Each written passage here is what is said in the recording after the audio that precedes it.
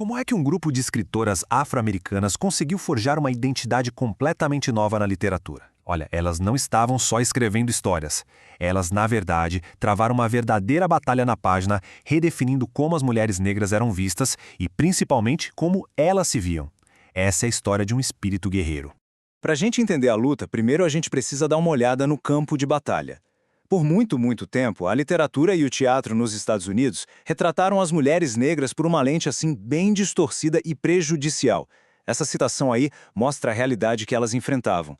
Um palco cheio de estereótipos que as diminuía, sabe? Eram ou caricaturas cruéis ou vítimas indefesas. Então, a pergunta que fica é: como se combate uma imagem tão poderosa e destrutiva? Bom, não com espadas, mas com palavras. Essa pergunta está no centro de um movimento literário que buscou desmontar essas ideias falsas uma por uma. Nossa análise começa em um período de uma explosão cultural incrível. Um acerto de contas artístico que foi o que preparou o terreno para essa revolução. O renascimento do Harlem foi um verdadeiro divisor de águas.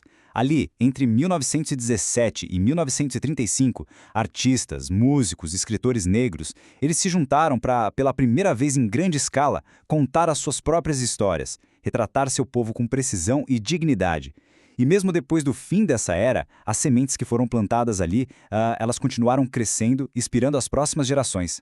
E o objetivo deles era claríssimo. A missão era bater de frente com a supremacia branca e seus estereótipos. E não era só se defendendo não, era atacando com a criação de personagens complexos, fortes e inabaláveis. A arte virou uma forma de resistência. Mas, olha só, para as mulheres negras dentro desse movimento, a luta era ainda mais complexa. Elas não estavam lutando em um fronte só, mas em dois, ao mesmo tempo. Existe um conceito acadêmico para isso, Multiple Jeopardy, ou múltipla ameaça. Ele descreve como as opressões de raça e de gênero não só se somam, mas elas interagem, criando uma barreira única e muito mais difícil que as mulheres negras tiveram que superar. E o contraste é gritante, né? De um lado, os estereótipos que elas herdaram, figuras imorais, indefesas. Do outro, a realidade que essas escritoras criaram. Personagens assertivas, resistentes, que denunciavam a opressão ativamente. Elas estavam, literalmente, reescrevendo a própria narrativa. E foi da fumaça dessa batalha dupla que surgiu um conceito muito poderoso, uma identidade forjada no fogo da resistência, o espírito guerreiro. E olha, essa ideia de uma mulher guerreira não é nova, não. As raízes disso voltam lá para o século XIX, com figuras como a Maria Stuart.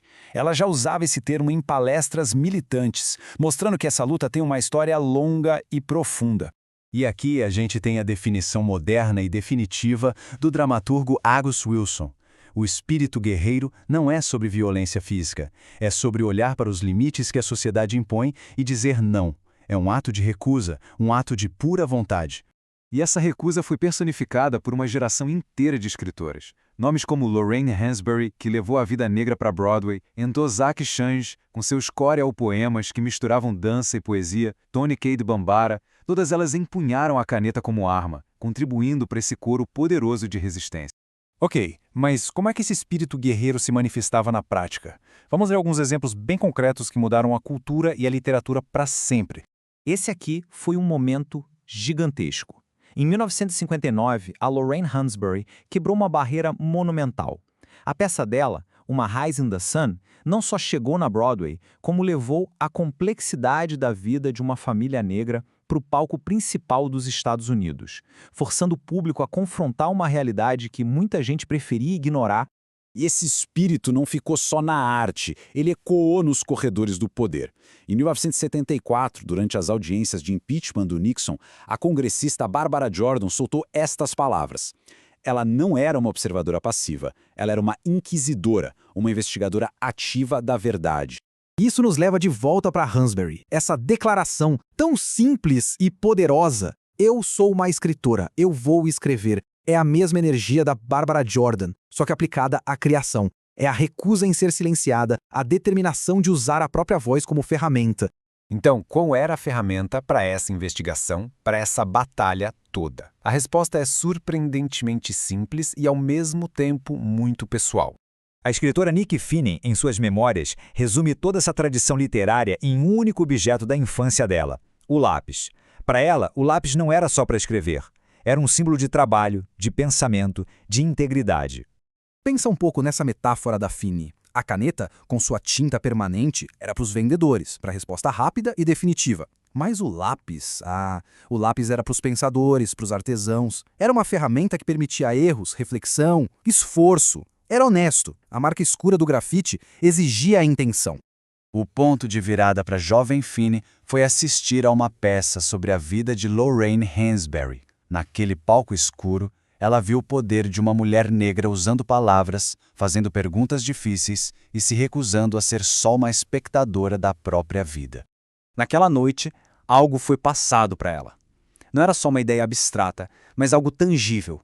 Um legado monumental e, ao mesmo tempo, profundamente pessoal, concentrado todo no poder que existe na ponta de um lápis.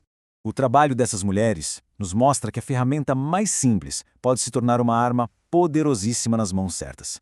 E isso nos faz pensar, se a recusa em aceitar limites é o espírito guerreiro e um lápis é a sua arma, que novas batalhas podem ser travadas e que novas realidades podem ser escritas hoje.